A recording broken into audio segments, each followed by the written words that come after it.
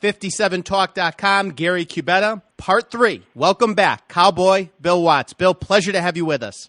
Gary, thanks. And this is really a strange thing doing this series because I just can't imagine there are so many people that have so much interest, and yet even my own friends that I send your link to, and you're very nice to share that link, and as you said, archive them, they listen and they like it, and that's just amazing to me because the other thing is I want to restate what I've told you is I'm a passionate person, so whatever I believe in very, very strongly, but I'm not trying to sit there and convince people.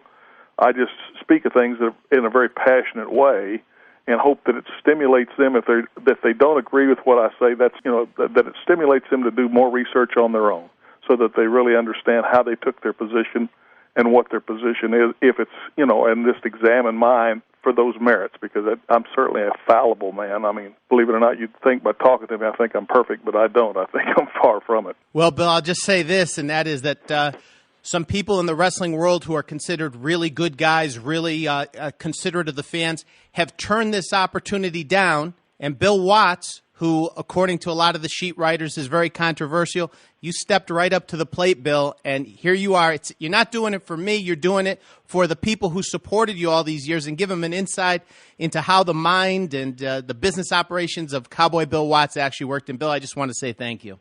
Well, great, and that's the most important thing. The fans, without the fans, none of us would be anything. Bill, Mid-South, I believe the greatest local territory of the 1980s. And it was because of your promoting, your booking, the way you organized it.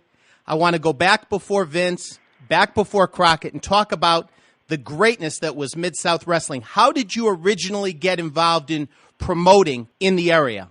I was, at the time, was working for Vern and in Minneapolis, having a great run. And Leroy, who, we always had a certain respect for each other, even though I didn't spend much time working in his area per se, because he was primarily a junior heavyweight area, and the key guy that he featured was Danny Hodge, who I think is one of the greatest athletes that ever graced not only the pro wrestling mat but the amateur wrestling mat, and so he was a junior heavyweight territory because Leroy had been a junior heavyweight when he was blinded, so that had a personal love and everything else. So I really, I'd come in and out at sometimes, but he had watched me and watched my talent.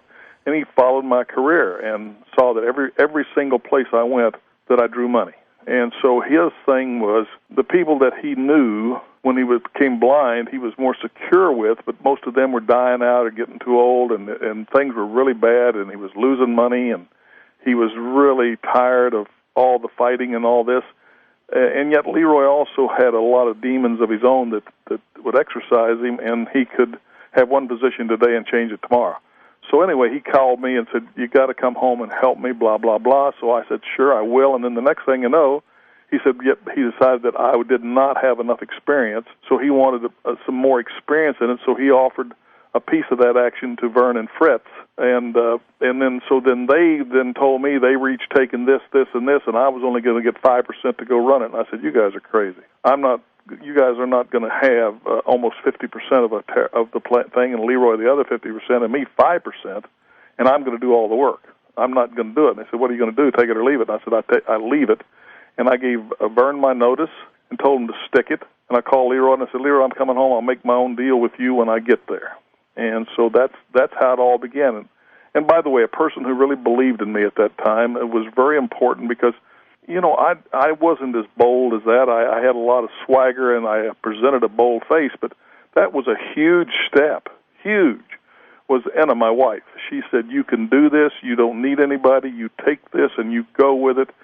She at that point in our life and our marriage still had that belief. I hadn't fractured her with my breaking of her trust in the marriage that happened later, and as time went by, which again was my fault, and I wrote about that in my book. But she was extremely supportive, and that she gave me that extra push that I needed to go ahead and take the risk, take the challenge, because there's no, faint heart never won anything fair. So you've got to be willing to lay it out, and you've got to be willing to risk it. Anyway, that's what I did. I went home. So then in the interim, I started booking talent there, and Vern called me and said, you're booking people there. I took Dutch Savage And then I took a young kid that was just a job guy at the time named Buddy Roberts and gave him an opportunity there to come there. And Vern said, "You can't." I said, "Vern, screw you. I've given you my notice. You guys wanted to give me that higher than thou kind of stuff and screw me out of things. I gave you my notice. I no longer work for you. I'm working for my own deal, and I don't owe you anything." Well, so then they all of a sudden realized that I was going to go anyway. They then decided, well, they better make me a better deal. So it turned out, I think they each had 20%, and I had 19%, and then Leroy wanted Hodge to have 10%.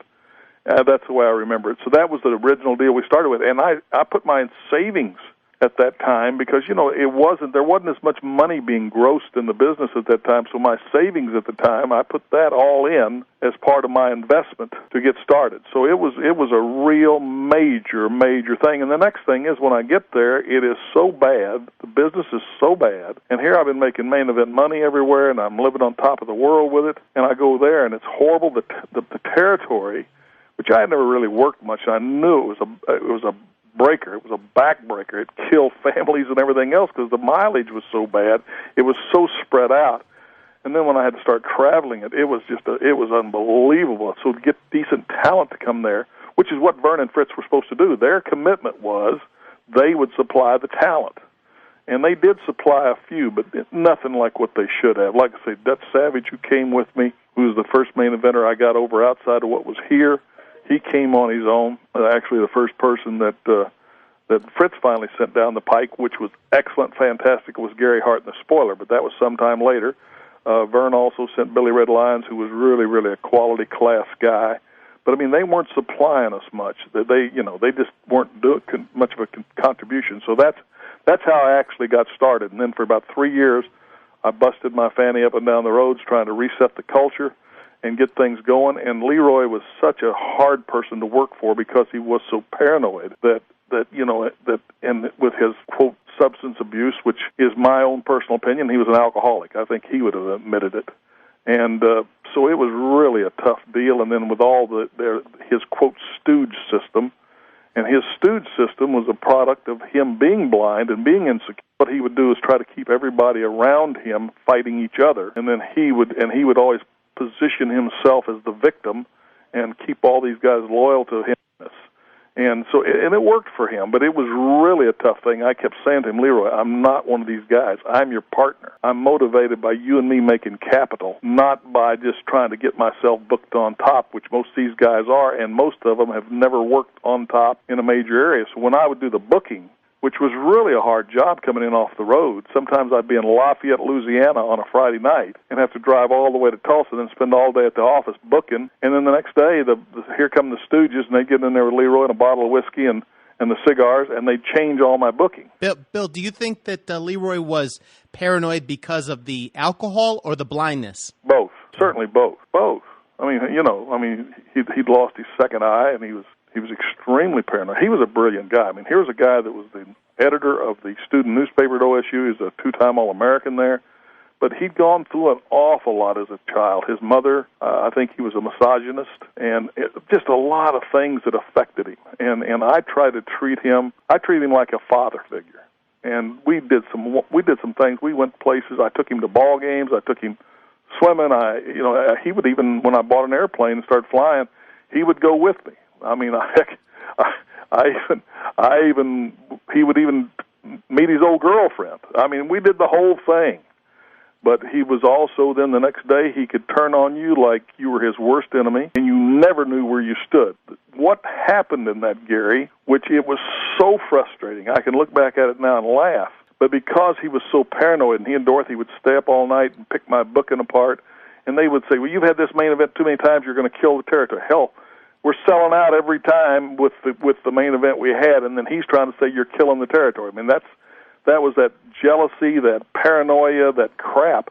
Well, what had ended up happening, how the blessing was in disguise, I had to be so prepared. I had to have long-range vision for where I was going and what I was doing, because I had to be able to tell him. And see, Leroy back then, he came from the old newspaper era. So here's another thing that was just insane. He wanted to write the newspaper story for every show, and so he would write the story before you would go on the road to the town so you could deliver it after the night of the show for the story in the newspaper for the next week. My gosh almighty, what a burden if you wanted to get there and change anything. All of a sudden you got a story coming out in the paper that follows a storyline that may not be the storyline you're going to use. Do you see what I mean? I mean, sure. And this thing was brutal. And to have great creativity, you have to be able to turn on a dime. Well, yeah. Well, number one, you better be reading the crowd, and you may have if you got the match booked and the people don't come, it's real easy. They didn't want to see what the hell you were offering. So, you had to be able to make adjustments, and you didn't want that. So that was another thing that was such a hard thing. So pretty soon,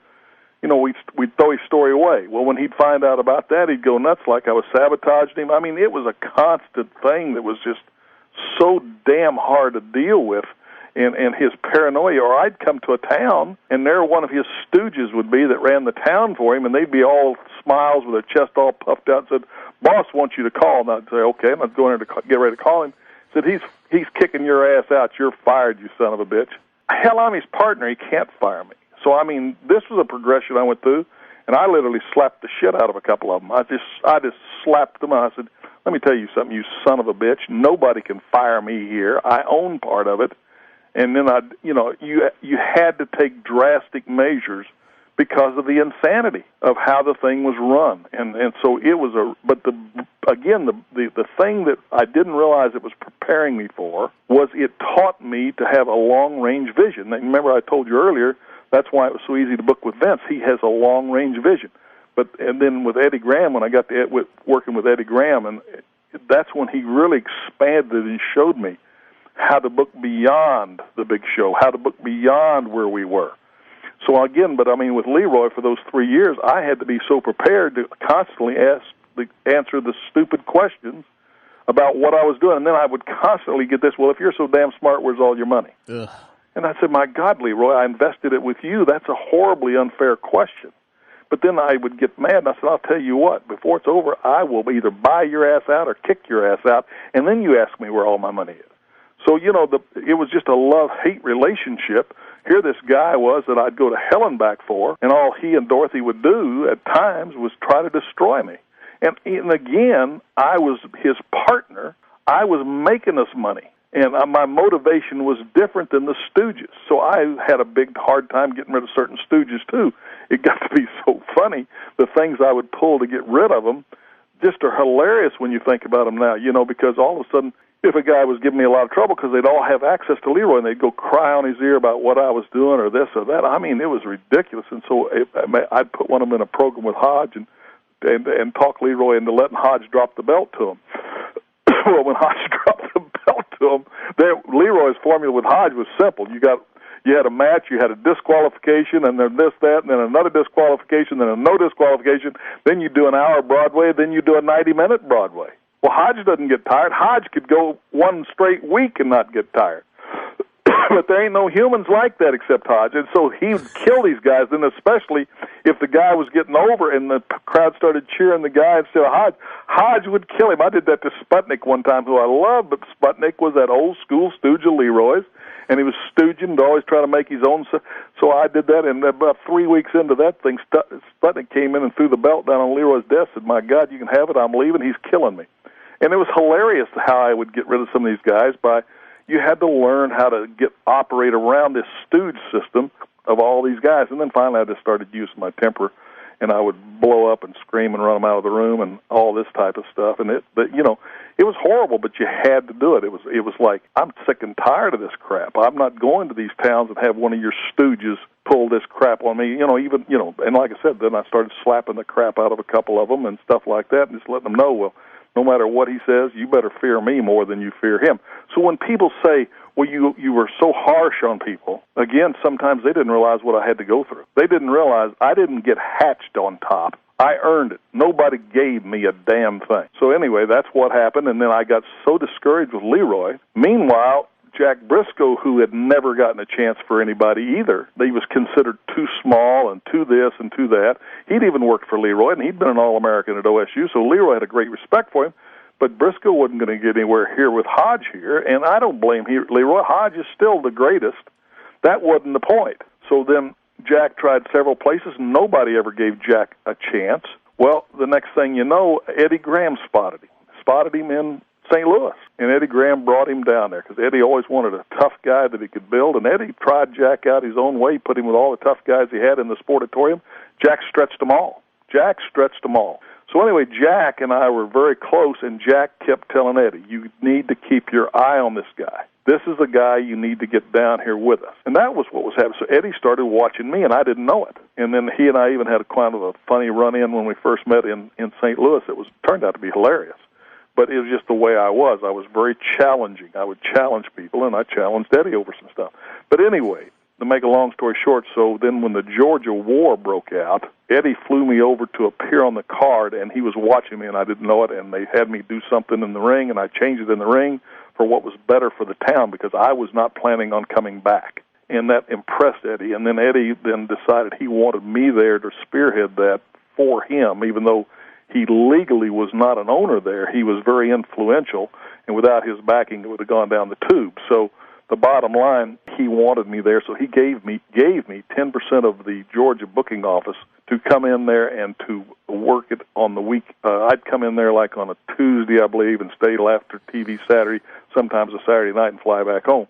Even though we kept Leo Garibaldi as the official booker, really I was the booker, and I set the TVs, and I set the matches, and there was a constant struggle with Leo and I, but I wanted Leo to be there because I didn't want to be there all the time. But so that's how Eddie and I started. That was 73 probably, and so then by 74, when he brought Barnett in to be the general partner, we'd pretty well won the war, and then he took me to Florida, which was the original plan, and that's how I got part of Florida, and he and I spent that year together, and Florida had the biggest bottom line that it ever had in its history, and he told me that numerous times. So it wasn't just me creating that, but bottom line, it was a very rewarding time for me. But then I knew that I wanted my own. I didn't want all the burdens. Eddie had all those partners who were nothing but a drag. They were a complete drag.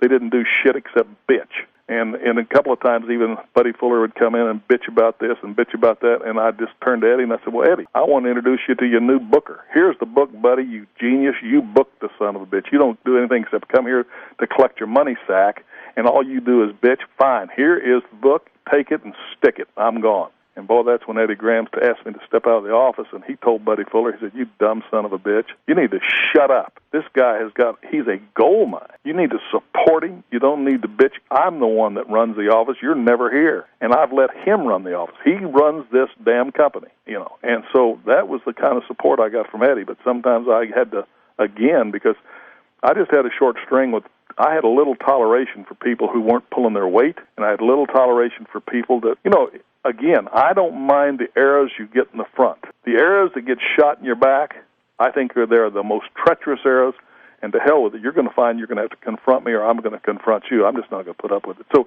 that's what had happened, and then I came back to Oklahoma. Bill, were you confrontational in the locker room before Mid-South, or is that just the way you always were? Oh, yeah. No, I was always controversial. Okay. I'm just me. Okay. I'm me. Let me tell you, I'm willing to stand up for what I believe, and you didn't have to be the populist move. I told off promoters when I first got in the business. I got into it with Dory Funk Sr. I got into it with Rod Fenton. I got into it with Jimmy Lott. I got into it with the promoter of Lake Charles, Louisiana, in the Houston office, who I don't even know who the hell he was today. I got in it with Morris Siegel's daughter. It just, by gosh, I was me. And I was not afraid to back it up by putting my ass on the line. So if you didn't like it, you had an option. We could go in the ring, we could go out the ring, anywhere you wanted to go. And so, the funny thing about that, when people are willing to put their ass on the line, there's not too many people wanting to call them, especially if they have any ability. So, yeah, I had confrontation. Sure, I had confrontation. And but that's just it. I've never seen any, again, when people tell me all about these self-made men that are just so nice and sweet and wonderful, I think, yeah. Everybody has a way of handling things different and what they project. I've never met a self-made man that didn't have swagger and didn't have a very decided way, and that, by gosh, it's my way or the highway. I am the boss. I make the gold. I make the rules. Just never seen it. I've seen a lot of people bullshit about it, But in reality, that's kind of how it is. And if you're not willing to step out there and be the man, guess what? You're not going to be the man. You know, it's kind of like in boxing. To be the man, you got to beat the man. I think if you're going to go out against a champion in boxing or an amateur wrestling or something like that, you need to beat him. So that's kind of the way it is. Now, was I wanting to go fight everybody? No, I didn't really want to fight anybody. I've never wanted to fight anybody. But the next thing is I will say what I believe and what I think, and if it gets to a point where that's where it's going to go, then let's hook it up. Let's hook it up. Do you think that worked to your advantage or disadvantage? Both. Okay. I can look back and see things that I did in that vein where I was self-destructive. If I told you I wasn't, I'd be lying. I was self-destructive in certain areas, and it cost me. You know, you can't live by the sword without sometimes dying by the sword. I'm not a genius. I'm a man. I'm a human being. I make mistakes. I've made a lot of mistakes. A lot of my book was about my life and the mistakes I made. It was an introspective book.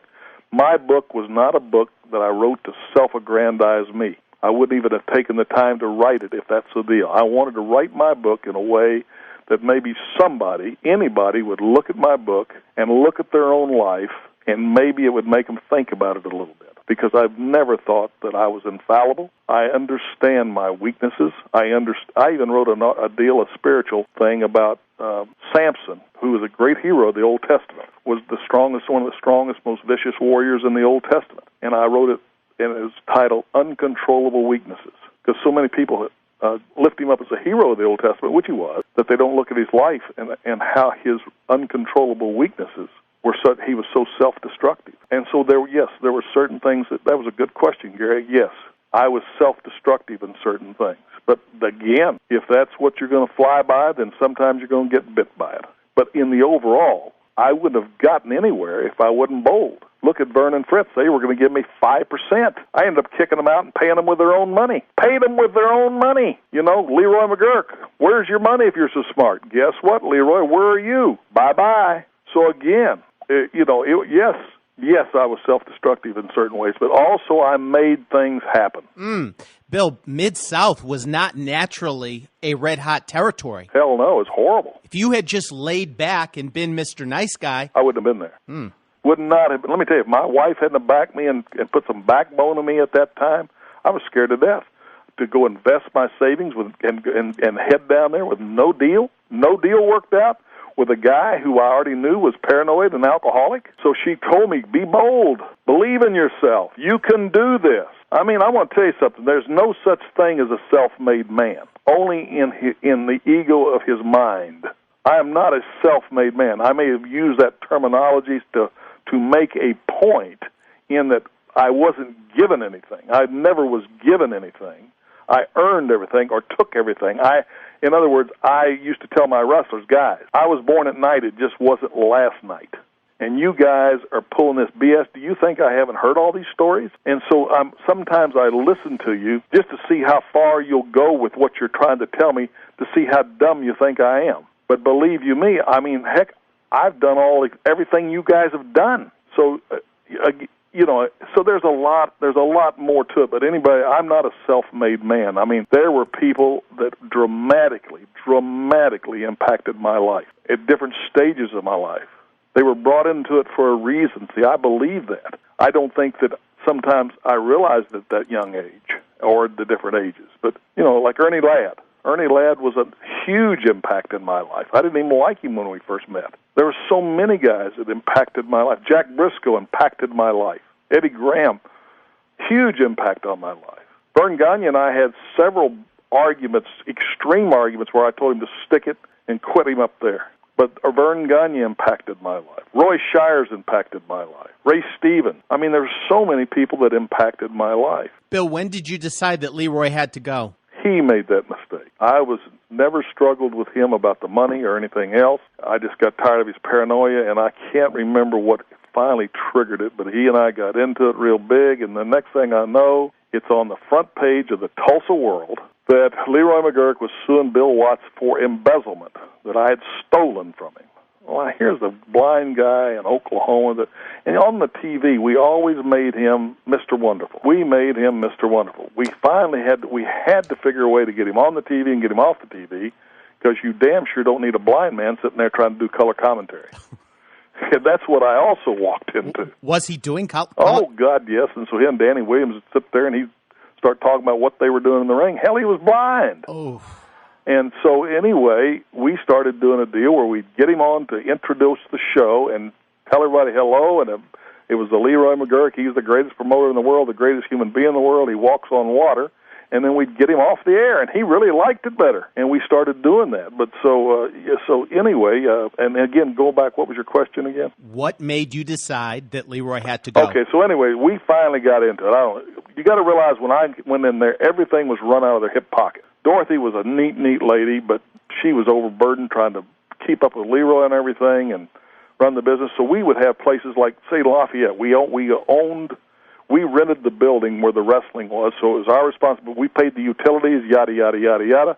You'd get down there, and the electricity would be cut off, the water would be cut off, because she'd forget to pay the bill. So we had all this kind of crap. So I convinced him we needed a secretary to start taking the burden off of Dorothy, and we hired the greatest move, turned out to be maybe one of the all-time greatest moves in my business, was my accountant, who's a dear friend. We've been friends. We played high school football against each other.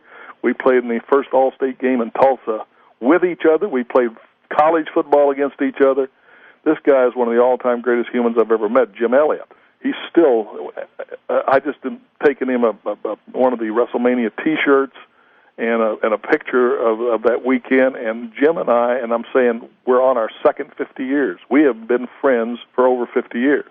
And so Jim Elliott started looking for a secretary because we had him starting to do our accounting, and he picked a gal that turned out she loved wrestling because she'd worked in the commission office in the Dakotas.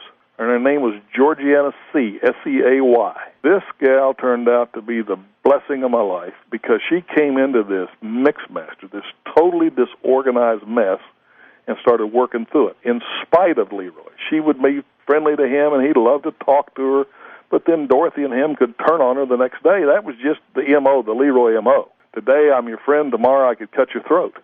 And so that's just how some of those things happened. So Georgiana, no matter what, persevered, and she started putting order to this thing. And so before long, we finally had things where the books were balancing, the bills were being paid, everything, blah, blah, blah, blah, blah. So anyway, he and I had this big argument or whatever. I can't remember what triggered this particular one, but Jim Ross would remember, somebody like that would remember. But the bottom line is the next morning it's in the Tulsa World headlines. I'm being sued for embezzlement. It pissed me off so bad. I called Leroy up and said, my gosh, you have just pulled the dumbest thing I've ever heard. You know that big, beautiful ranch you love up there? He had a beautiful Hereford ranch. That was his pride and joy. The guy had this beautiful ranch. It cost him tons of money, but of course it was a great tax write-off back then too. But he had this beautiful ranch up there, and I said, guess what? You've just given me your ranch. He said, what do you mean, you son of a bitch? And I said, first of all, in my opinion, you hired the dumbest attorney in Tulsa. This is because he went to Oklahoma State University. You think he's good. I've always thought he's a horrible attorney. And then you put this slanderous story in the Tulsa World about me, accusing me of embezzling and of being a thief. That is slander. I said, stop and think. Where do I handle any box office money? I don't handle the money. I don't touch the money. Anything I do is written by check, and I don't even sign the checks. So where have I embezzled from you? As a matter of fact, let me remind you that I was here over a year before I caught you stealing in Tulsa. And it killed me to think I'm going up and down the road and working my butt off and found out you were stealing in Tulsa. And you told me you were sorry it would never happen again, and like a dummy, I believed you. It took another year before I found out you stealing in Little Rock. Now, this is, I'm going to say again, because we know the litigious society, this is my own personal opinion, except, by gosh, I was there, so I pretty well have a handle on it. And I said, and so you and Dorothy do everything with the money. I don't touch the money anywhere. So how would I embezzle? So I'm going to hit you with a slander suit, and I'm taking your ranch. Well, guess what? How fast do you think he dropped that stupid lawsuit? And then he and I worked out a split. And what he wanted to do, he wanted me to take Louisiana. He was hoping that the commission wouldn't sanction it, I'm sure, because he was the darling to the old commissioner. And he would, and we had a federal antitrust suit going that time with a partner in Mississippi who had turned on us and done this stupid thing, and he was going broke. So in the little quote war we were having, he was losing his ass, so he filed this little federal antitrust suit, which the only thing that thing was doing, because basically he had no basis, was that it was costing us a lot of legal fees. But anyway, Leroy wanted me to take that over and take Louisiana, and he would keep Oklahoma, he would keep Arkansas, he would keep part of Springfield and Joplin, Missouri, and Wichita Falls, Texas. And I agreed to all that. And, of course, I had to first get the sanction of the Louisiana State Athletic Commissioner, and the old commissioner was a wonderful, wonderful guy. And he kept trying to get Leroy to come down there because he wanted to reconcile us. He loved Leroy, but he also had learned to have a great respect for me. And so he knew what was best for the state of Louisiana was me running it, but he wanted Leroy and I to work things out. And Leroy stiffed him on every meeting. He never showed up. So the commissioner finally gave up on that, and I got the booking license. And then you got to realize that when I got here, I think Louisiana had never had over $400,000 a year in gross revenue come in off of wrestling, and I took it to where it was doing like $4 million a year back then, which was unheard of back then. Bill, do you remember the year this was? Was it 78? Whenever Mid-South was formed. Okay. That would have been the year I formed Mid-South. Whatever that was, I don't know. It would have been. What would it have been? It'd probably been 70. I came back home in 74, so it'd probably been 75, 76, 77, somewhere in there. Okay. Did you start doing the Superdome shows on your own, or was Leroy involved? No. Leroy was my partner. We were still together on the first show. Okay. Matter of fact, it was so funny. Another funny thing to show you what I was dealing with. Yeah. We come into the office in Tulsa after the first Superdome. Now, I'm ecstatic because I'm going to tell you that first Superdome was another very scary thing for me, because it cost us so much money to open the doors. See, again, the boys don't know this. They don't know what it takes to open the doors. They can tell you all the things you do wrong, but they haven't got a clue as to what things are cost. Well, this was huge because to open the doors was $25,000. Well, we'd never even had a show in New Orleans that grossed $25,000 when we decided to do this. A guy named Seymour Smith, who was a genius marketing guy. He was a guy that built homes, and he bought a UHF station, which is a whole other story. And we ended up on that station, and we ended up beating the networks, network news ratings, which that just killed them. And I mean, we did great things. He was the one that wanted to go to the Superdome and convinced us to do it. And he would partner just the Superdome with us, and that's how we started the Superdome. So we started the Superdome with him. I was scared to death, and it was successful. So I come in the office on the following week, and Grizzly Smith was sitting there. And unbeknownst to Leroy, sometimes the guys that I was my main eventers would come and sit down and not say anything, because maybe Leroy and I are having a discussion. And sometimes I would let them sit there because I knew that sooner or later he would say something possibly very derogatory about them. And then later they would act like they just came in, and he would jump up and hug them and like, "Oh, how are you, man? I'm bad, blah, blah," and just act like he just literally loved them. And so I wanted them to see that sometimes things weren't as they seemed to be. So anyway, Ernie Ladd was sitting there, who was one of the main eventers. And so Leroy says to Grizzly, he says to me, he said, "What did you think about the Superdome?" I said, "Boy, I thought it was phenomenal. Gosh, I was so excited because I said I was scared to death on that deal, and it was a financial success." I said, "Man, what a relief." I mean, because I was truly scared. I mean, that's a big jump for us. What did you think? And I'm going to say the words he thought, and these are the way I remembered it. He said, "I thought there was too many niggers on the card and too many niggers in the crowd. What do you think, Grizzly?" And by the way, Ernie's sitting there. And Grizzly said, "Boss," he said, "I thought it was all about green, and that's the color of the money." But then Ernie Ladd had a great insight of what I had to deal with, because then Ernie acted like he came in the room, and Leroy jumped up and hugged him, slapped him on the back. "How you doing?" Blah, blah, and, just like he was the greatest. So there was a lot of intrigue going on, and you said, "Well, what? You're taking advantage of a blind man." No, I'm not taking advantage of a blind man. Man, I'm out there busting my ass and going up and down the road, but that's what I'm having to deal with. Mm. There's a hell of a difference. Well, this was April 1st, 1978, and Thunderbolt Patterson was on that card. Ernie Ladd defeated Andre the Giant, and the main event, Harley Race, defeated Dusty Rhodes. And, Bill, you said it cost $25,000 to open the doors of the Superdome. Was it a major financial success? I don't remember what we grossed, and I think it seemed like in my mind, and gosh, you got to remember, I mean, a lot of this stuff is so far gone for me, and that wasn't I don't dwell on every little moment that happened and all that. You'll have like a Jim Ross or somebody like that stays current in that thought process. To me, it seems like to me that first show was around 88 or 90,000 gross. Well, you got to realize we had never ever touched anywhere close to that. So for us, that was huge.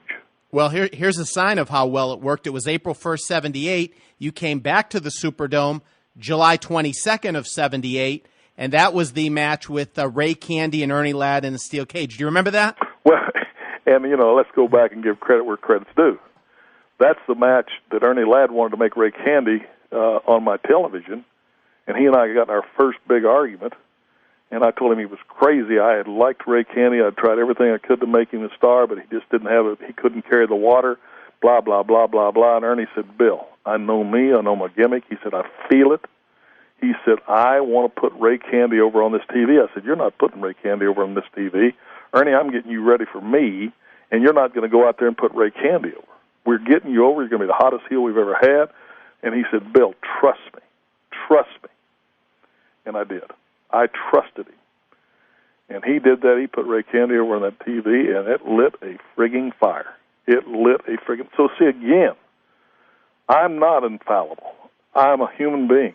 And and that's that. But the one thing was, he convinced me because of his belief in himself.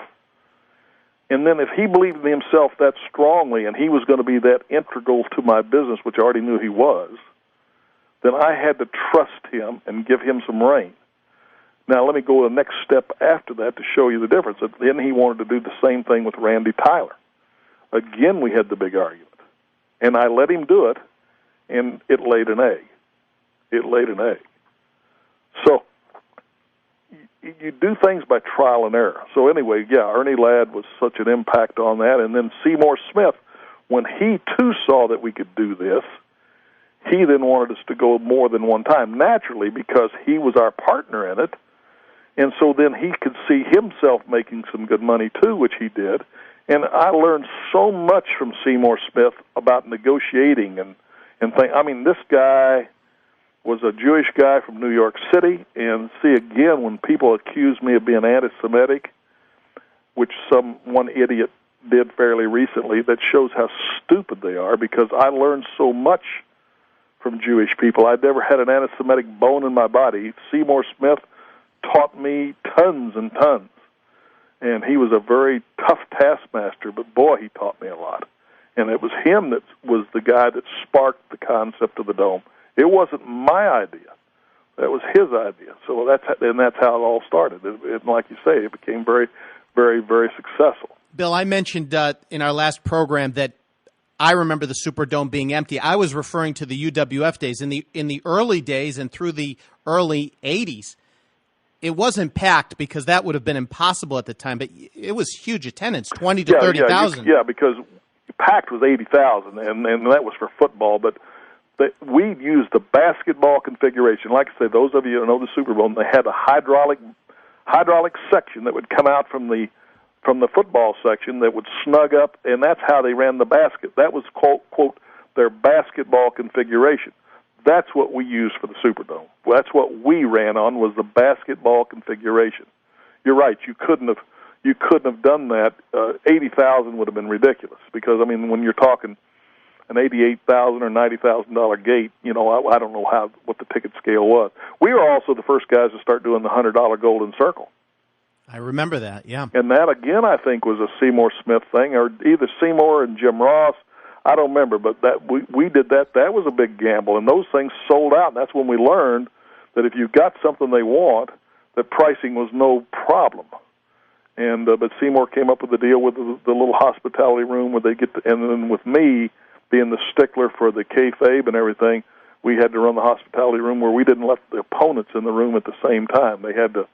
The guys, we split the hospitality room, but the people would buy their golden circuit ticket, and they'd get to come up and they'd have some hors d'oeuvres and stuff, and then we'd run the stars in, and they'd get to they'd get to meet with them for a little bit and and look where that thing's gone too. But we were the first ones to do that. Bill, you see 30,000 people inside the Superdome, and I don't want to get into Vince, but did you start to get ideas in your head that this could be much bigger than some might have thought? Well, I think you and I have gone to a start that I actually went and presented the concept of going nationwide to Kenny National Services, who Anna's sister was married to the guy that began that.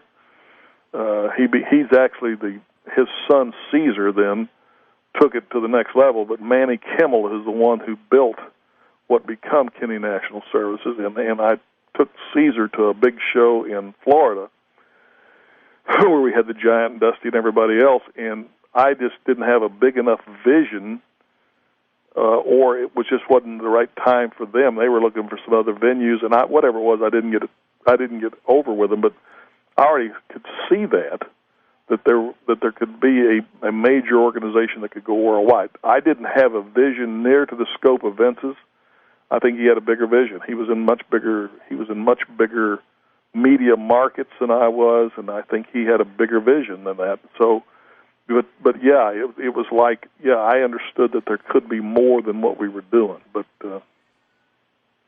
Bill, how did George and Gil Calkin play into this? They ran a small promotion in Mississippi, and it was very disorganized the way you had Leroy and you're half owner, but you're really running things.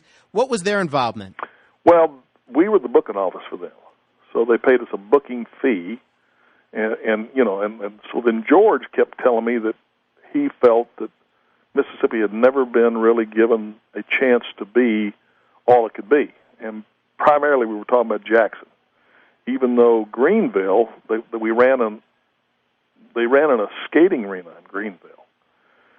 So he convinced me, he said, I'm telling you, I just didn't have so much on my plate where I was getting, I couldn't get there quite then, mentally, or I wasn't ready to invest the time in it.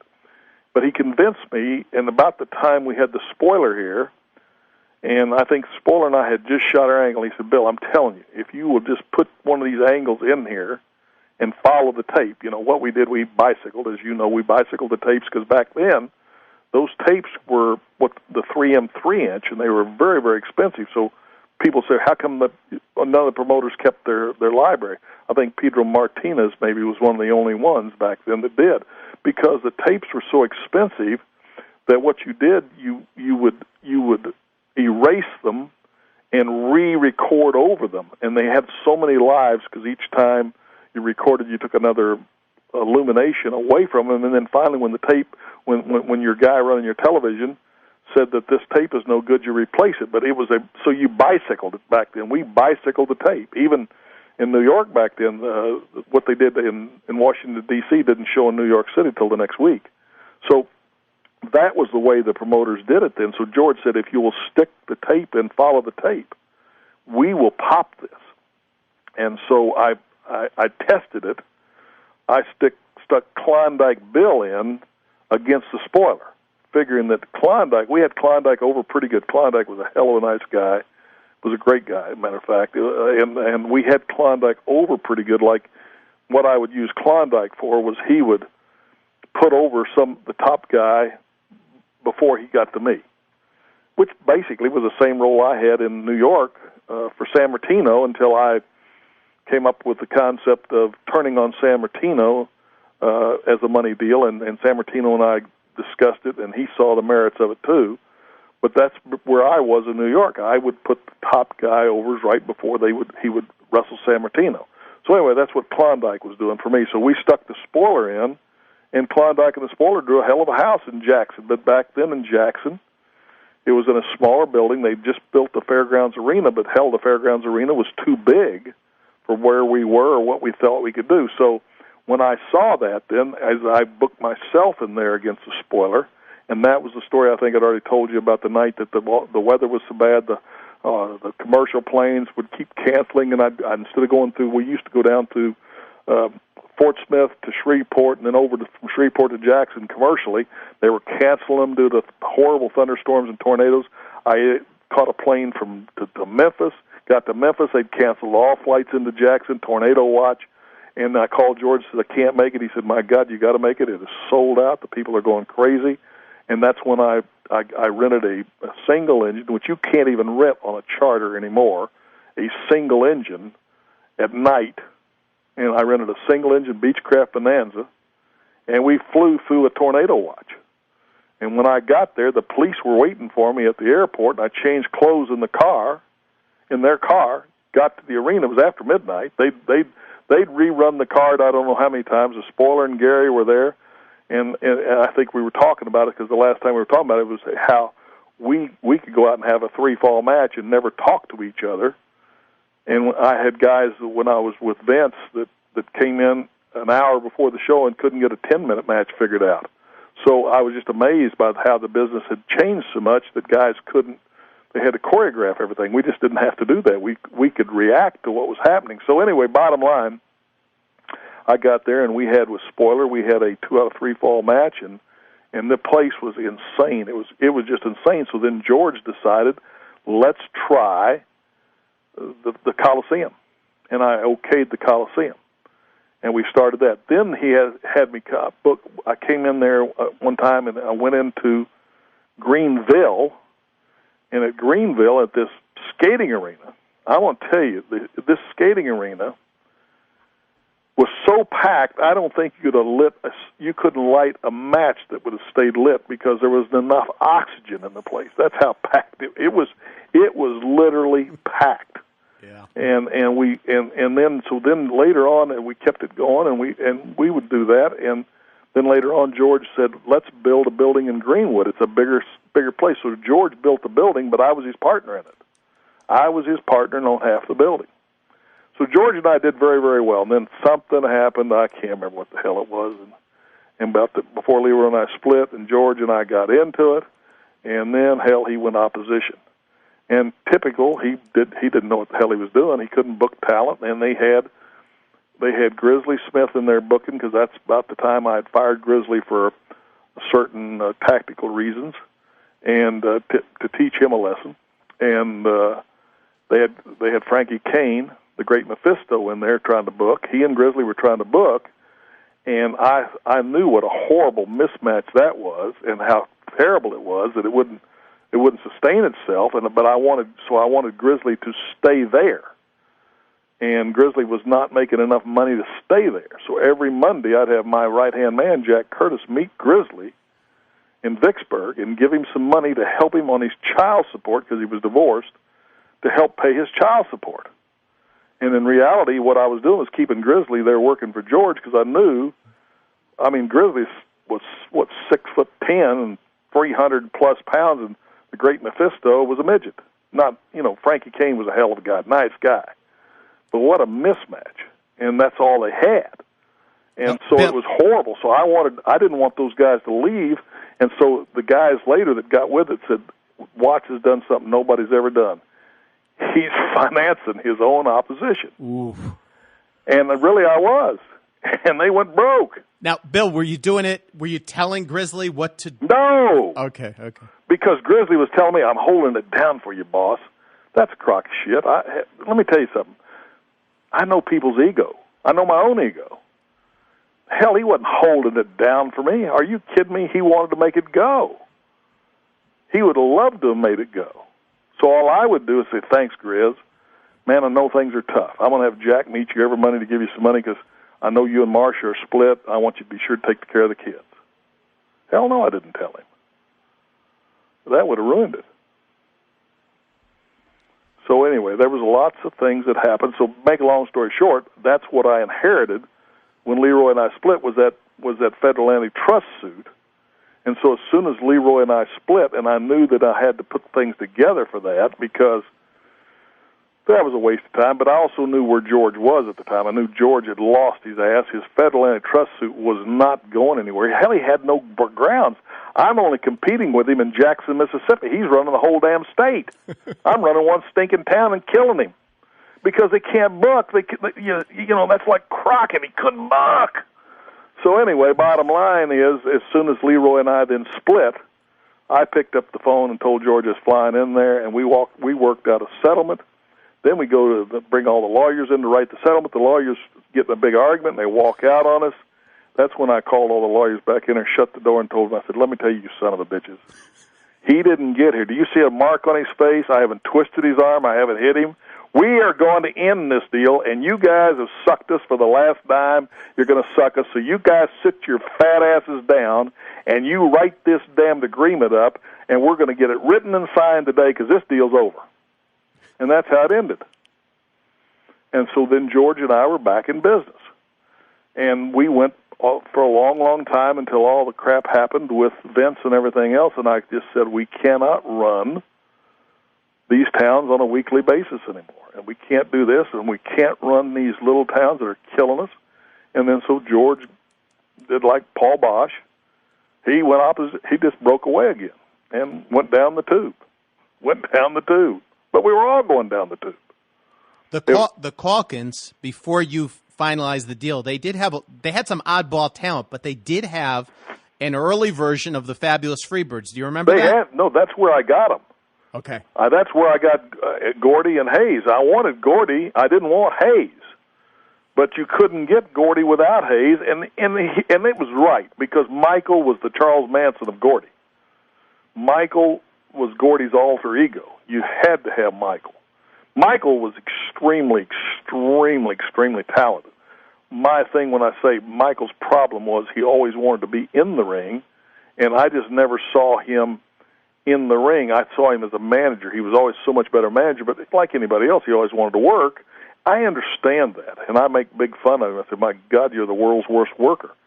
And he takes shots at me because of his ego, too. I'm okay with that. Hell's bells. He's got the right to do whatever the hell he wants. But the bottom line is I really wanted Gordy, but it clicked with Michael. But then Michael in the ring, the team was not getting over. Bill, did Michael want to wrestle because of money, or he just liked to wrestle? Ego. Okay. No, because he had made the same money outside the ring. Okay. So it was all about ego. I always thought at the time, and you're going to get into this, but the psychology, something was just missing from Michael in the ring. That's right. And so that's when I took Buddy Roberts, who'd left here by now, and we put Buddy Roberts in the team to where Michael was the manager, and Buddy was the perfect guy for Gordy because he could take an ass kicking and keep on ticking. And Buddy had no ego about taking an ass kicking. He'd been a job guy all his life, so for him to be a heel and go out there and get the shit kicked out of him, it was just normal as everyday life. So Buddy was the perfect guy, and it made the team. That's what made the team. So that's how that team came into being. Another thing, Buck Robley was who was he about to trade? He was about to trade, I think he was about to trade them to Florida for somebody, and I put a stop to it. I said, you're crazy. We're keeping them, but we're putting somebody with it. So, again, that's one of those things where you have to override your booker. Bill, you just included Buck Robley in this, but you didn't really introduce how he became involved with you. He was here and in and out, and he had a pretty good mind, and he became my booker.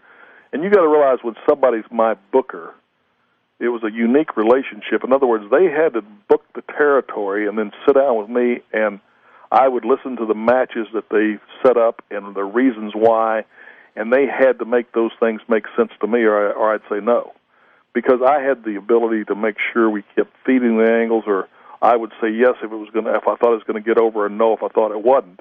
So there was they had to convince me first if they were going to change a direction. So it was a very controlled booker. They didn't have authority that some would think they had, but they were very integral, and they got paid very well because I would pay them based on the success of our business, as well as they got paid for whatever they were doing in the ring. So Buck became that, and Buck did a really pretty damn good job. Buck is just Buck. He was just a funny guy. You're talking about being self-destructive. Buck was major self-destructive. And then unfortunately for Buck, the substance abuse was coming in, and Buck, I feel, was one of the ones that got hooked on that and became unreliable, so I had to fire him. And so on the end of that, he was kind of really belligerent and all that, and I said, Buck, gee whiz, I don't know what drugs you're taking, but you can't whip my ass. But if you want to try, go ahead, and I'll just have to kick your ass before you leave, too. And I think the last week he worked for him made $7,000, which back then was a hell of a lot of money. And he thought everything would go on its ass, but it didn't. We went bigger and better. Buck didn't look like your typical wrestler. He wore a yellow shirt in the ring. He never appeared in some of the East Coast territories, the AWA. Did he get over with you?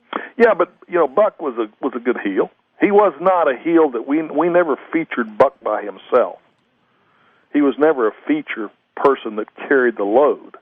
But Buck was always involved, and he had a pretty good heel psychology, and he was a fairly decent booker. But you realize again when we're saying booking, it was like you're booking everything, but I'm telling you how it's going to go down and this and that. And I'm not saying that from an ego perspective, but Buck wasn't a guy. If you looked at his career after he left me, name me one place where he was ever successful.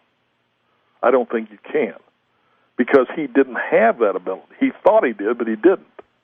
And that's what I'm saying. A lot of guys go out and say they were great bookers, but there are very few great bookers. And a lot of these guys that say they were great bookers, if you look at their track record, there just wasn't anything there. They may have had a success in one place, in one situation, so then you need to look at what was supporting them there. So that's Buck. Buck fit what I needed at the time. Do you think if he hadn't had those issues that he could have been a big help to you? He was a big help anyway, but, you're going back to saying if frogs had wings, they wouldn't bump their ass every time they took a hop. I mean, Buck had the issues. Yeah. I mean, the issues are the issues are the issues. So I think you get that thing where you're really whistling Dixie if you're trying to go back and analyze. Again, realize that a booker would last somewhere around a year if he was really good for me. And then he would run out and start rehashing. And he had to go.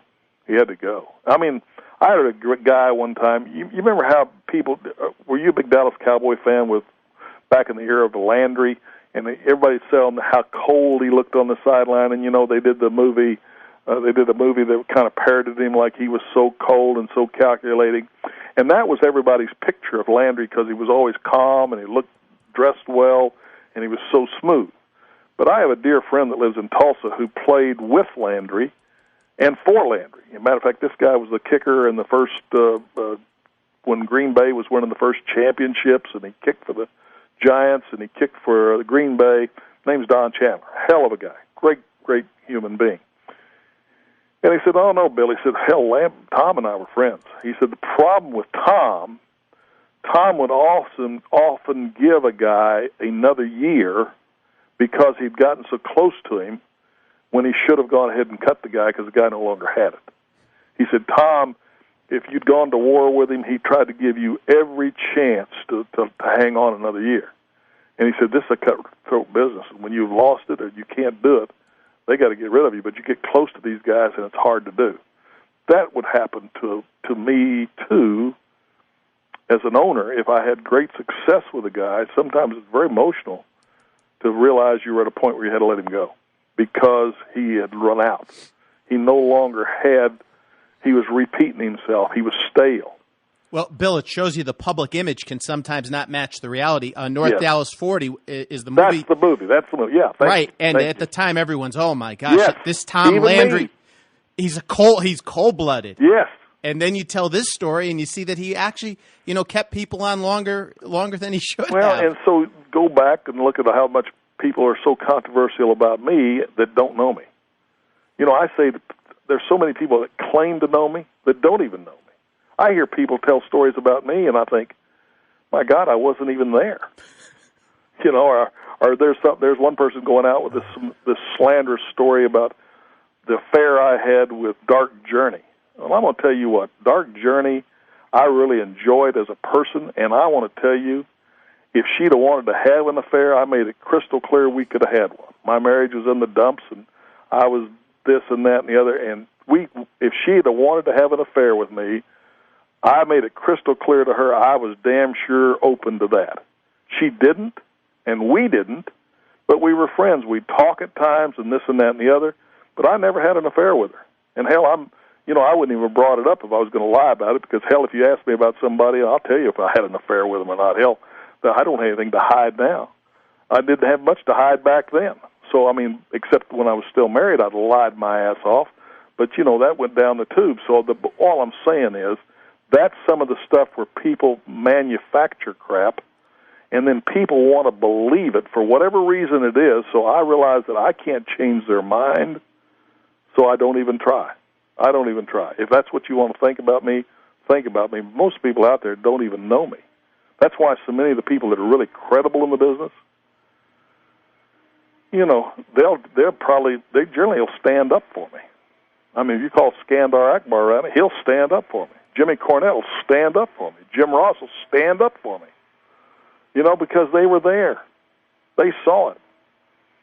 So, that doesn't mean they liked everything I did. That doesn't mean they didn't have issues. My gosh, it was a tough business. But that's what I kind of sometimes... So there was the same thing. That's the same illustration where I thought Landry... I picked up the thing about Landry, and I tied that very movie to, well, that must be a portrayal of Landry. And even though we know Hollywood, hell, they've never gotten anything right. They tried to make everybody believe that a whore could change, like Pretty Woman. Yeah, yeah. Well, I tell you, they can, but it generally ain't going to happen. Nope. Bill, back to the Freebirds. Were you the creator of the Buddy, Terry, Michael outside the ring? Yes. Yeah, I don't know if anybody said different or not, but you're damn right I was. Because that was huge. Well, sure it was. Michael is That's the man. That's what made it go. Yeah. That's what made it go. That's what put that extra little thing there. That was that little fine-tuned thing.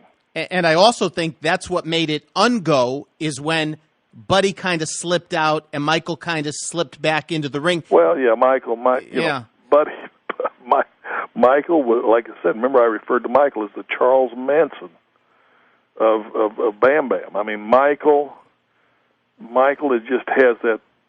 He has that little twist in him occasionally. But I love the guy. He was so creative that I loved him. You like the creativity, but then you had to always be watching him. Like, what's he plotting now? Because that's just Michael. Well, there has to be a twist with Michael. With him as the manager, you could put him into a match every once in a while, as you did in August of '80 in the Superdome. You had Dusty and Buck Robley against the Freebirds in the semi-main event, and in the main event, Junkyard Dog versus Michael Hayes. You keep him out of the ring, then you put him in, and everyone's like, wow, we got to see him get his ass. That's right. It's so simple. See, it is so simple. It just has to, it's just like I said, the thing I think's hurt the business a lot. I talked to Vince about it, is if he had it to do all over, he should have kept some of those places alive, because the way, and you'll notice that's what they're doing now. They run their own developmental leagues, but the bottom line is, I don't care who they are, you get tired of chocolate cake if you got to eat it every week. So, if you got Michael out there who's limited in the ring anyway, and then he's out there all the time, there's no, why would somebody, then how will you draw the big money by featuring him in the ring? Again, it goes back to the same thing in the WWF, in the WWC, whatever the hell it was in Atlanta, where the top rope. I didn't take the top rope away. I was gonna really put the spotlight on it by making it illegal. That's what creates the heat. It's now illegal to do it, so now when you do it, you're cheating. Well, oh my gosh, you're cheating. What is that for? Well, that's how you get heat. It's funny, Bill. People talk about the psychology of the business, and then when you tried to implement psychology, they all went crazy. Well, yeah, but that's the sheep guys, because they didn't know shit from Shino and thought they did, and they'd already developed a following. You can't look bad in front of your own following. So, it's like, if you remember the big the big deal I got in a big argument with the Steiners over was to turn Scotty heel. Why not? He's a prick anyway. There's a guy's a real prick as far as I'm concerned. So let's make him a heel. He didn't want to do it. Rick was all right with it, but he wouldn't do it, so Rick supported his brother. Do you think Scotty was better as a babyface or a heel? They finally turned him. Wasn't it a big angle for him? Yeah. Which do you think he's better as, a heel or a babyface? Well, he's no babyface. No, he's an asshole. There's no mystery to that. Yeah. See, so, I mean, again, it's just all about timing and where you're at the time. But, I mean, you're dealing with all this stuff. And you have to have a position to where if the guy, you can't make it a damn democracy. But, Bill, even for you, though, was there a time frame that would go by where you would start to lose it if you were to book? Oh, you betcha. Why do you think I started bringing other guys in to book? As good as I was, and I was one of the best. Oh, yeah, you hit the wall. You damn right you hit the wall.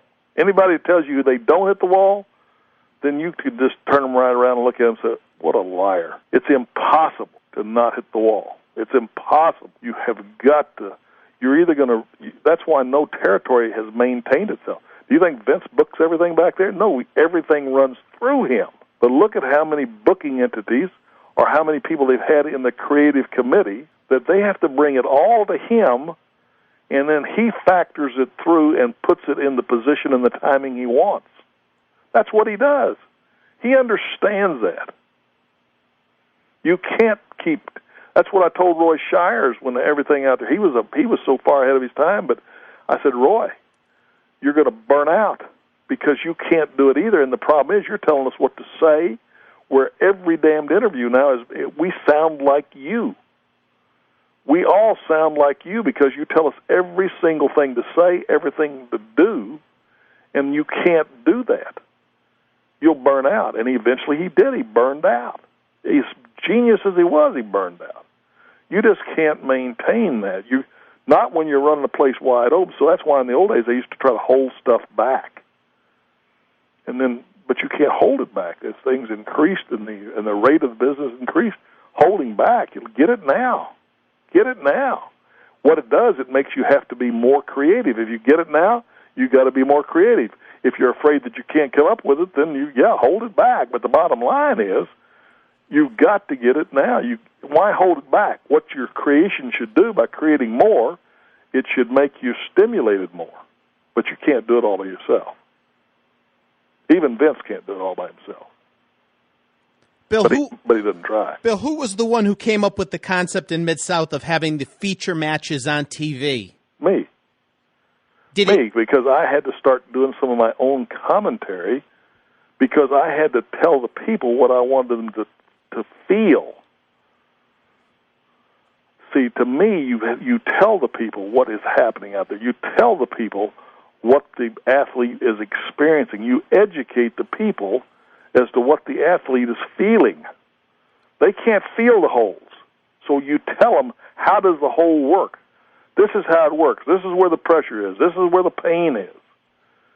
So I was doing some of my own television, and I mean, I hate formula matches. I mean, how do you sit there as and then when you know you own the place, how could you put such a lousy-ass match out there? Well, sometimes you have to. You got to have a few formula matches. But I wanted to, and the other thing is I was in a small population area, so here was my deal. I either got to figure a way to make this so exciting that people will come. I didn't have the New York population to draw from. We are not a populated state. Oklahoma's got 2 big cities, and they're not even big. Arkansas had 1, and it's not even big. Louisiana had more big towns. So we had to create. So that's why we started doing. We created the excitement, but that's what we did also. We had done that in Georgia because we were in a war, and we had more talent than they had. We could get more talent than they could get. So that's some of the things we did there in order to so that's where we learned that you could create so much and that you could be stimulated so much more. And if you couldn't be afraid of it, you had to be willing to go with it. But, I mean, that's part of it is that I just didn't like sitting there and having to commentate matches on my own show that were all formula matches. I knew I had to have some of them, but I wanted to create the excitement, and I thought if we create enough excitement, people will want to be there. Did people talk to you about it? Because at the time, TV wrestling was squash matches. I know. Star against. You got to realize, remember I said to you, I didn't never know I was going to be a promoter, but I also know that I absorbed everybody I worked under, and I picked things I liked that they did, and I picked things I liked they didn't do. And New York was a factory for squash matches, and I knew I didn't like it. They were boring. if you'd have gone back to see the TVs and been there at the time of them, the audience was there. Their finishes in Washington TV, they had a dark match that the people supposedly paid for in order to get these people to come to pay for to sit in the crowd to watch the TV. Okay? Their dark match had a standard finish. Unless you were leaving the territory, there was only one finish. You'd go to 5 minutes before television time and have a schmoz. That was their exact words. Go to 5 minutes before it and have a schmoz, a double DQ or a double countout. And I thought, my God, what a waste. Because Skoll and them rather sit in the dressing room and play poker. And so I would watch things, and especially the TVs that Vince Sr. wasn't at, like in Connecticut. I mean, things happened in Connecticut television that I thought, oh, my God, this is the most horrible thing I've ever seen for the business. I'd never forget a match with Killer Kowalski and Red Bastien, and I love both of them. But there was no leadership. They hated going. They were so bored going there. So Kowalski was a devastating worker. He gets a big head of steam built on Red, and he's kicking the shit out of Red, and all of a sudden Red turns around, acts like he's drawing two imaginary guns, and shoots Kowalski twice, and Kowalski took a bump. And the crowd went wild. They loved it. It was so damn funny. Even Wild Red Barry was there. Look at that. The crowd loves it. I said, look at that. They just killed this town, and it was dead already. They just killed the friggin' town. It was dead already. Guess where Skoll was? Down in the dressing room playing poker. So when he heard about it, that's funny. See, I would see stuff like that. I said, my gosh, that's horrible. So I formed these opinions that came and became my feelings or my understandings about this business. And they weren't all bad, but there was a lot of things that I thought were just horrible that I just would not do, and I would not allow anybody to do. And that's how all that stuff came about for me. I mean, that's where it came for me is that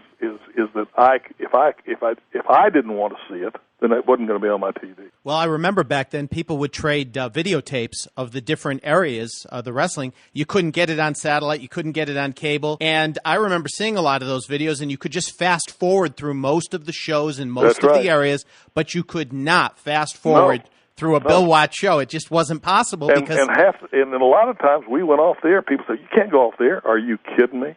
Are you kidding me? If we had a great match, we could go off the air. But hell, why, sure we could. And I sometimes said, well, we'll come back and show that, this was so good, we showed you the ending of last week. But we didn't do that all the time. So they always knew that if they wanted to see it, they had to be there. They had to be tuned in to see it. And oftentimes, if you look back at that old one they just had on YouTube a long time back, when I think that I beat Wrestling 2 on Atlanta TV, that was the night before he was in a major main event, I think, in the Omni.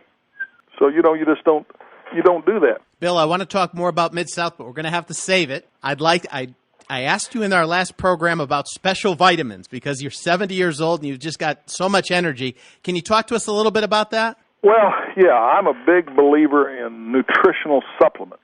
And I think what you got to realize is that supplements are food, and that we no longer get the food in our diet that was intended. I mean, back in the old days, if a tribe lived in an area for long after they depleted the soil, they either moved or they died. Well, all our soil is depleted. It's been depleted for years. Okay, so I've always been, no, I haven't always been. I'll tell you what happened. Let me lead up to this a little bit better, and you can use whatever you want. I was at Oklahoma University when the Asiatic flu hit America. I got the damn flu. I was in the infirmary for 2 weeks. And in the process, it killed my immune system, totally destroyed my immune system as far as the flu was concerned. Matter of fact, I'll never forget, Wahoo was in there too. And Wahoo got out, and then one night he come sneaking back in, brought me a place that we loved to go eat, which was across from the old dorm, was a Moore Burger. Brought me a double Moore Burger with cheese and onions, and snuck in a thermos of vodka and orange juice. Got drunk and had good food in the infirmary. But that my temperature had broken finally, and I guess I was on the mend. But that's another thing that crazy Indian did for me. I love the guy. So anyway, every year I would get the flu. And as you know, back then in wrestling, if you didn't go, you didn't get paid. And so I would be so sick, I would have sometimes people drive me to the matches, and I would still get in and try to work my match. But I would actually almost get down a week of the year. It was just horrible. I started reading one of the early nutritional writers, Adele Davis. And then I started reading Dr. Linus Pauling's work with ascorbic acid, which a lot of people think is vitamin C, because they still call ascorbic acid vitamin C, although it's not truly vitamin C. So I started reading all that. So I started megadosing vitamin C and vitamin E. And all I noticed was a great correlation to the fact that I would not get sick as easy and I would recover faster. And so I started believing in that, and I was taking huge doses of vitamin C and vitamin E, which is damn good for you. But then in 1996, a dear friend of mine had gotten cancer. He'd had cancer of the face and lost part of his face and ear. And then he got cancer this time, but it was cancer of the vocal cords. And he was scared to death because the prognosis then was you got these nodules of cancer nodules on your vocal. We got to take your vocal cords out now. And he thought, I'm not going to be able to talk. He said, "Is that it?" And the guy said, "That's it. We got to do it now." And he said, "Well, look, I want to research this a little bit." And he got online or whatever back then, and he found a company in Dallas called Carrington Labs, and they had done some groundbreaking research in glyconutrients with a Dr. Bill McAnally, and they were looking for a cure for AIDS. And between you and me, personally, I feel they found it, but since it was not a pharmaceutical and there was no toxicology report, because this particular thing was a food, it was a long-chain monosaccharide, it wouldn't kill or hurt anything, causes no drug interaction, and so it's not allopathic. And the FDA licenses stuff based on it's allopathic and on what they prove in these huge tests of what it'll do to disease, and then they license it to be a treatment for disease. And so you can't have something for a treatment for disease that they haven't licensed. So bottom line, these guys were just doing great, and they got called to Washington by the FDA, and they thought, we're going to be on the cover of Time magazine and Nobel Peace Prize. Instead, they got threatened to be put in jail. So they took it through network marketing, started selling it as a supplement, and he found it. He found this first generation, and here's what they discovered. And by the way, to show you the timing on everything, the timing on this was at about that time they invented the electron microscope. So for the first time, scientists could actually look at a human cell, a genome. They could see the actual genome. And they saw these things on it that were proteins, and on the surface of all the proteins on every cell, and you got trillions of cells in your body, they could see these things that they later found were these long-chain monosaccharides. They always used to think that all the communication in the body, and again, each cell is a complete chemical factory that mankind cannot replicate. That's how your DNA's in it. I mean, everything's in it. And so they then saw through this genome that these monosaccharides, they used to think that all cell-to-cell communication was done through proteins. A woman, a French mathematician, said, "Guys, I'm sorry. There's not enough variety in all the structures of protein to carry on all the communication that's done in the body."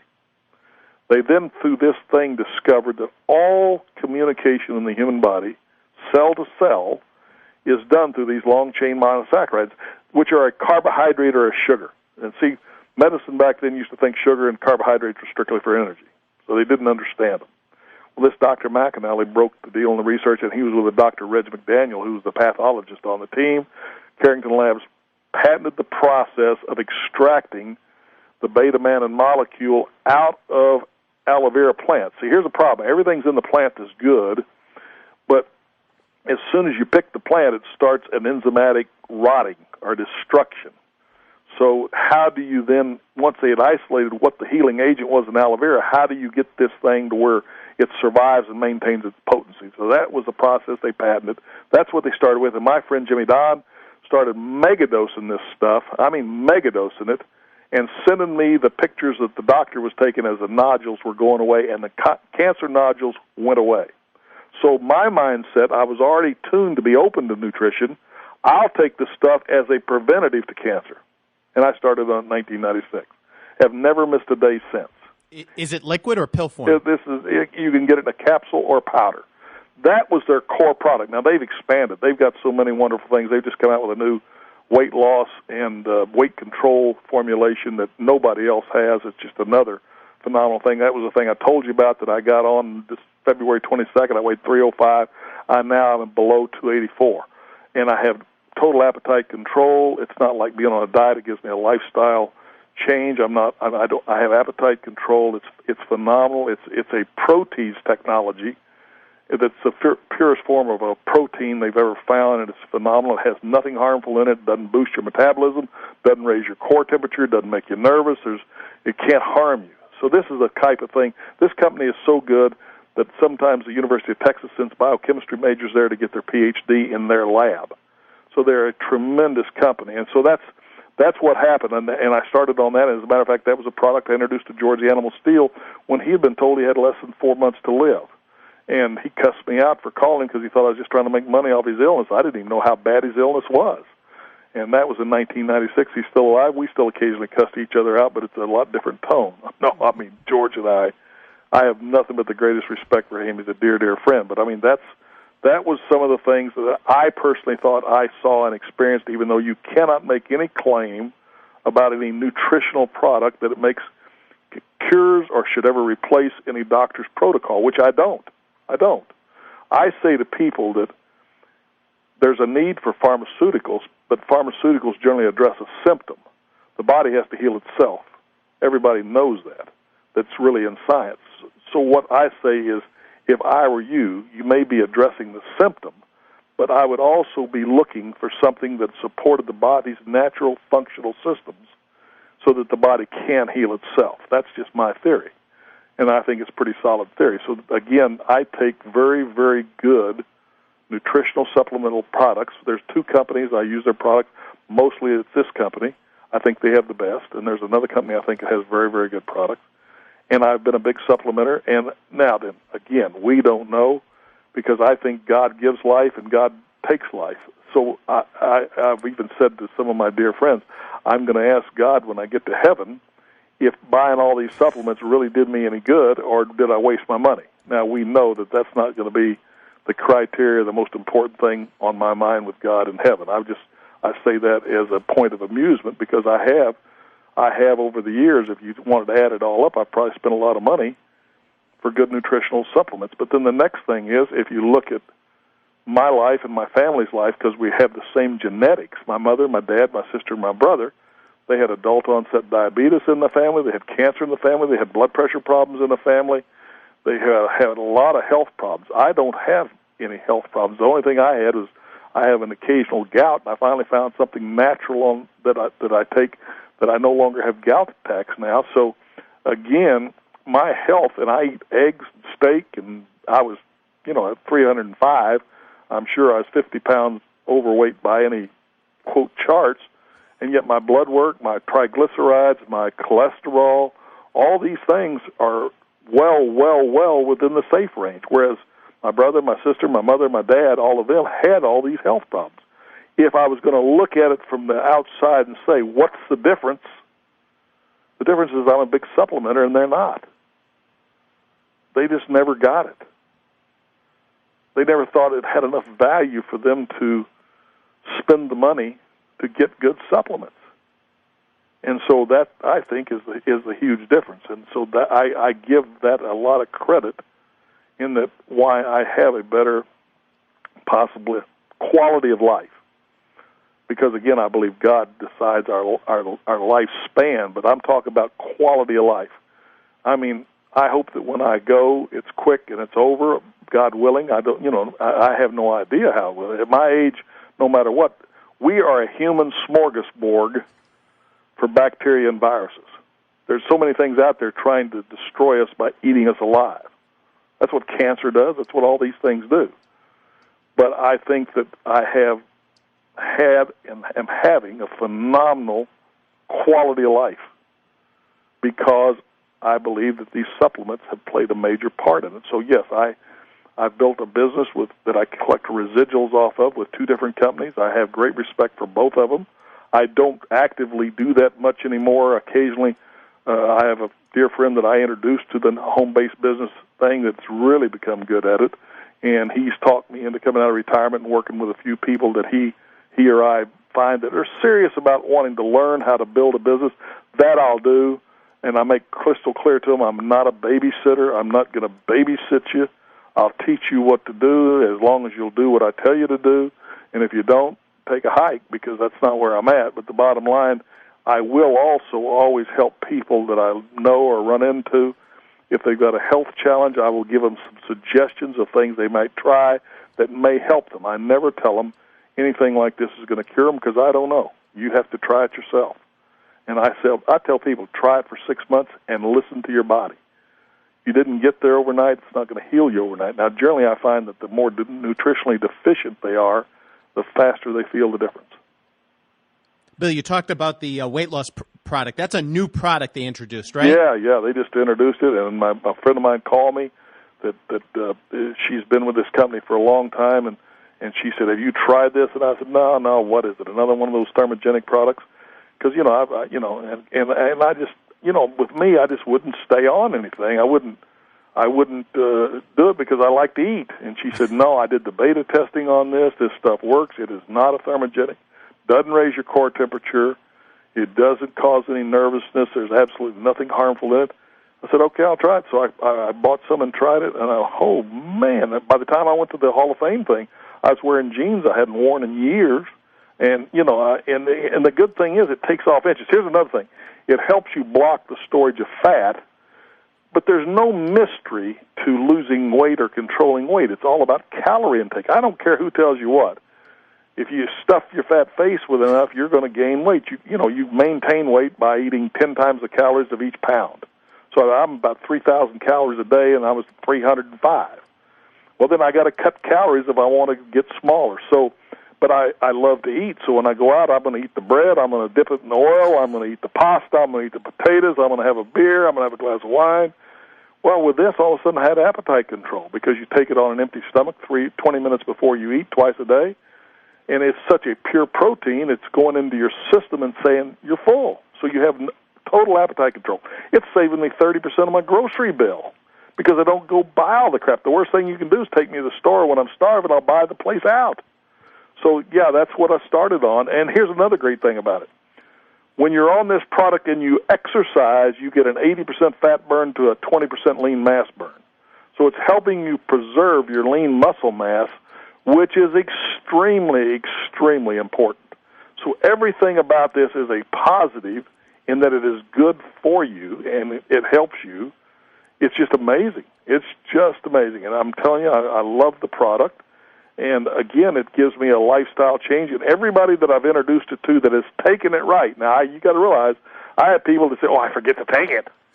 Well, I can't help you if you're such a dumbass that you forget to take what's good for you. I mean, when did you quit breathing last? Did you forget to breathe, or you didn't forget to eat all that pasta or that pizza? I guarantee you ate. If you weigh 900 pounds, something's going down your pie hole. So, again, like I say, you just have to find people that really want to try to help themselves, and you educate them. My thing is about education. I think there's you got to realize we used to have all medical research used to be plant-based. And what happened? They discovered how to synthesize something, and they created, by the synthesis of stuff, they created a patent to where then they could then sell it and make a fortune off of it. So all of a sudden they said, we have the miracle drugs. We have the magic bullet with the antibiotics. And antibiotics were the magic bullet for a long, long time. But guess what? Viruses and these organisms, they mutate. And so they would mutate and they would build a resistance, and then they would just keep on coming. So I think what you're finding now is a lot of these researchers, the rainforest, and they're going back and they're starting to do more and more plant research. But the hard thing for them with plant research is you can't control it completely. You can patent the unique process, but you can't patent it like you can penicillin and stuff like that. So then and that's what they want, and they want to control it because they make a fortune. Stop and think. Most of the time they put you in treatment, and they want to treat you the rest of your life. They want to treat you symptomatically the rest of your life. Well, I'd rather eat something. I have no problem with taking an antibiotic if I have a virus and running it, but I'm still going to take my nutrients, because then with my nutrients, the antibiotic's going to work better because my cells are going to communicate better. And now, by the way, they found 8 of these monosaccharides. So it's just like you generally in your diet, you get 2 unless you're lactose intolerant. If you're lactose intolerant, you're only getting 1. Had you rather have your cells communicating through 8 lines or through 1 line? That's what it is. Bill, how do we get more information? You can, if you want personal information or somebody wants personal information, and I don't want tire kickers. I mean, if you're really serious and you want to learn, I don't want you just to call me to stroke me or to that bores me real quick. Then you can email me Bill at cowboybillwatts.com and tell me what you're interested in, and I will send you a couple of emails back, and I'll work with you a little bit. But again, if you're not serious, and I emphasize serious, I don't want the tire kickers. I don't want the people that are just jerking around, and I don't want to get in long wrestling conversations about it. I'm just telling you, if you're truly interested in doing stuff to try to maintain your optimal health, and you're willing to also read and look, because I think it's important that you understand why something works. Because too much of the crap that they mass market to us, they just mass market it. Most of the top nutritional products in the mass market don't even have the stuff good in it. This one company has the only food form vitamin out there. The other company I represent has the only vitamin that I know is patented for absorption. That's important. Just because you take it doesn't mean your body digests it or your cells recognize it. A lot of the stuff you buy at a health food store, and I think health food stores have a lot of good stuff, but a lot of stuff you buy, you create an expensive urine. So if your body doesn't recognize it and absorb it, we are what we digest. We're not what we eat. People, you say, you are what you eat. No, you're not. You are what you digest. So anyway, yeah, serious people can email me, Bill at cowboybillwatts.com. Be more than glad to respond to you. But again, you got to be serious. And then I'm not trying to make a buck off of you because I set you up to where you get everything wholesale. The next step is there's some people that say, man, in this economy, I need to create a significant secondary income stream. That's smart. But most people do not understand the home-based business or the network marketing business, or they label it all in one big pile like all wrestling. All wrestling, as you know, is very different. Each office was different. Each office was run different, and yet it was still called wrestling. Well, if you understand the industry, I teach people the industry and how to be successful in the industry. So those people, then, I take them to a different level. So I don't try to make people something they aren't. If they want to be a customer, I show them how to get the best products at the most cost-effective way and how to use them. Then if they want to say, well, I want to build a business too, I want to see if they're really serious about it. If they are, then I will also mentor them as long as I can help them. But when they want to reinvent the wheel from day one with me, it's just like back in the wrestling days. If you want to do it your way, be my guest. But, you know, I've made an awful lot of money in this industry, and I understand the industry. I'm not out there to whip the world anymore. I'm in a very good place in life, but I've also, you know, I love people.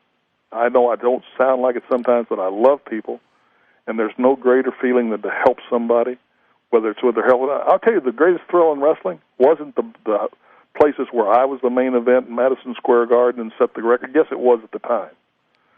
My greatest thrill in wrestling was when I was an owner, and I would see a guy like a Dusty Rhodes, a Junkyard Dog, somebody like that, a Ted DiBiase, a young guy in the business that had that Paul Orndorff, the Freebirds, and I would somehow be able to massage or just fine-tune or to encourage or to holler and scream out a little bit and get them to reach down deep in themselves, and when they became what I saw in them, and then we would put it together in such a way that it was so successful. When I would go to the Superdome or to any place, and it was sold out, and we had this hot thing going, and people were going crazy, but the old Myriad in Oklahoma City, Tulsa, wherever it was, that was my thrill. My thrill was to see what others did that I got to be a part of, and maybe of the mentor, maybe the catalyst, maybe the guiding light, but really they had to get to where they believed in themselves, and they saw in themselves, and maybe they even exceeded in themselves what I saw in them. That's the true thrill. That's the thrill. Well, Bill, my thrill has been talking to you because as detailed as these stories are, I enjoy every single minute of it, and I know we have thousands of listeners that enjoy it as well. We're going to close. Bill, hopefully we get to do a part 4. Well, so far you're the one that's a glutton for punishment. And again, I invite people to visit my website, www.cowboybillwatts.com, and I'm just as opinionated there as I am with you. Thank you, Bill. Have a great week. Thank you, buddy. Talk to you later, Gary. Okay, bye. bye.